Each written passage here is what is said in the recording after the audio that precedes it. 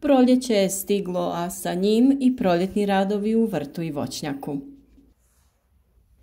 Priroda se budi i naše biljke kreću sa vegetacijom. Neke biljke su već uveliko cvjetale poput breskve, nektarine, kruške, a za nekoliko dana će sa cvjetanjem krenuti i jabuka, šljiva, trešnja i drugo voće. Neke biljke cvjetaju u drugom dijelu proljeća, što je dobro. Mrazi i niske temperature u ovom periodu često umanjuju prinose voća. To se rjeđe događa kod maline, jer ova biljka prvo razvija vegetativne izdanke na kojima će se kasnije pojaviti cvjetovi. Period cvjetanja je u drugoj polovini proljeća, ali da bi imali zdrave i jake biljke, za plodonošenje moramo uraditi proljetnu pripremu maline. Proljetna priprema maline sastoji se od vezanja, orezivanja, uklanjanja korova, održavanja međurednog prostora, gnojidbe i zaštite. U ovom videu opisati ćemo kako mi pripremamo malinu da bi krajem proljeća bila spremna da da obilje plodova. Ovakvi prinosi mogu se ostvariti samo sa zdravim i dobro uhranjenim biljkama. Podržite naš rad i podijelite ovaj video na društvenim mrežama kako bi više ljudi dobilo informacije o uzgoju ovih biljaka. Ne zaboravite video označiti sa like, a ako budete imali nekih pitanja, slobodno nam pišite u komentarima ispod videa. Kada je u pitanju vezanje maline, mi smo ovaj korak uradili krajem jeseni kada je opao list. Uvijek to radimo prije zime zbog kvalitetnijeg održavanja prostora oko maline, ali i bolje zaštite od bolesti. Prije uklanjanja korova i okopavanja pokositi ćemo prostor između redova. Ako je trava niska, to uradimo običnom kosilicom, a za visoku travu koristimo trimer. Kada smo se riješili trave, sada je lakše urediti prostor uz malinu. Potrebno je ukloniti sav korov između izdanaka maline, ali i šire. Na ovaj način sprečavamo gušenje maline od strane korova i trave. To radimo prekopavanjem tog prostora ili frezanjem nekom mehanizacijom. Za to se može koristiti traktorska freza ili neki manji oblik mehanizacije. Mi smo se odlučili za frezu koja se koristi pomoću trimera. Ovo je specijalni alat koji može obavljati više funkcija poput košnje trave, ali i mnogih drugih radnji, a nama u malinjaku najzanimljivije je ipak frezanje prostora oko maline. Ovu praktičnu i funkcionalnu mašinu nabavili smo kod Štil ovlaštenog uvoznika i distributera.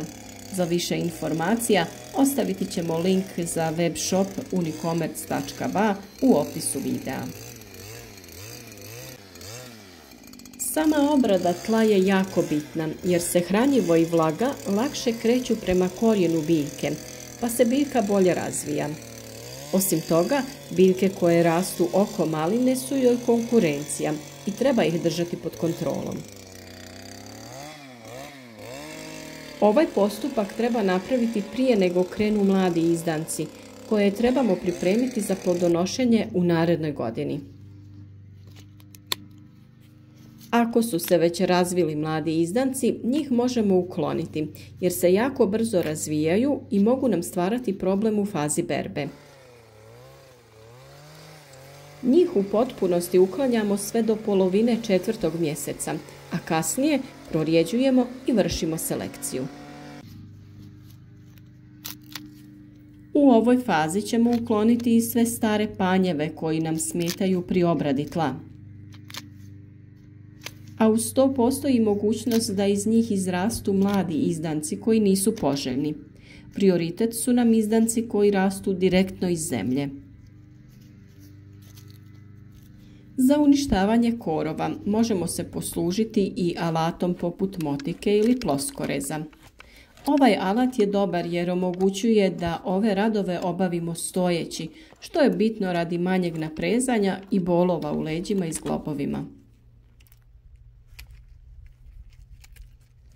Nakon što smo uredili prostor oko malina, skratiti ćemo izdanke.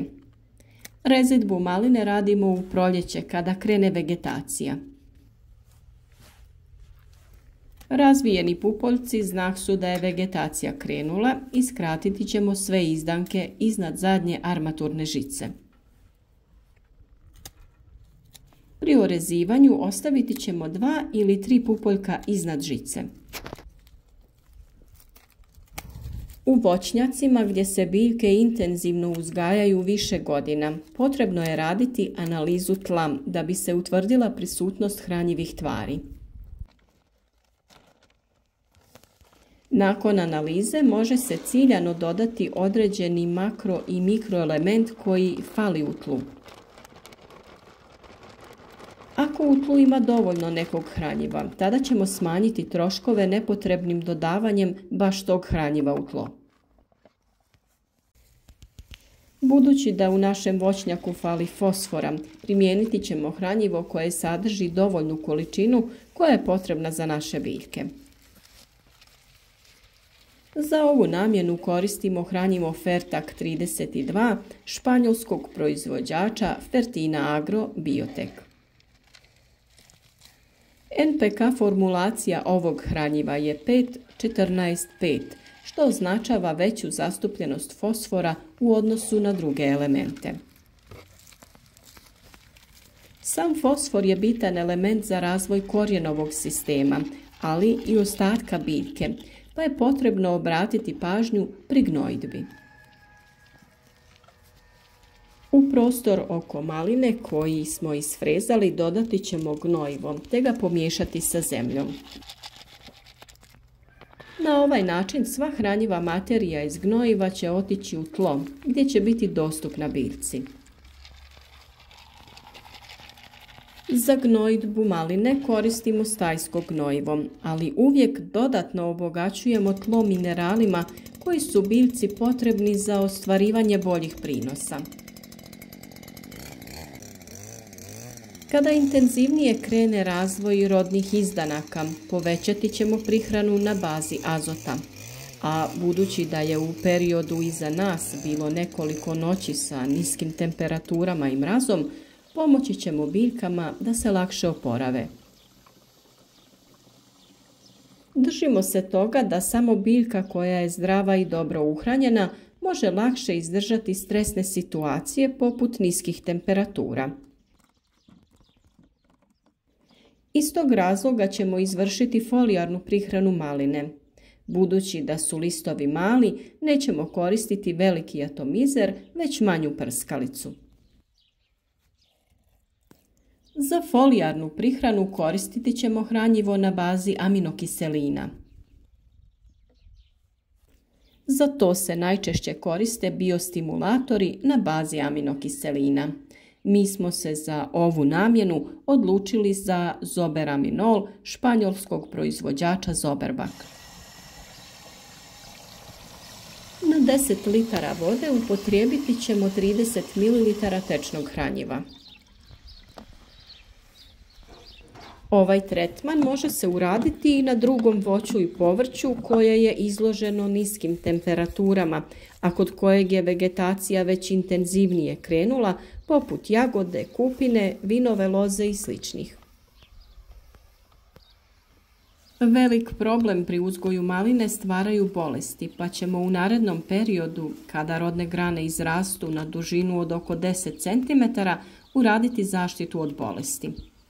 Za to ćemo koristiti neki od fungicida, ali o tome ćemo pričati u nekom od naših narednih videa. Pored maline opisati ćemo i proljetne radove na drugim voćnim vrstama, pa ostanite s nama na kanalu i zajedno podijelimo iskustva o uzgoju biljaka. Pišite nam koje biljke uzgajate i od kuda nas pratite. Pišite koja su vaša iskustva oko uzgoja maline. Nadamo se da će cijena ove i narednih godina biti zadovoljavajuća te da će urod biti dobar. Ostanite sa nama i pogledajte još neki od videa iz naše zbirke.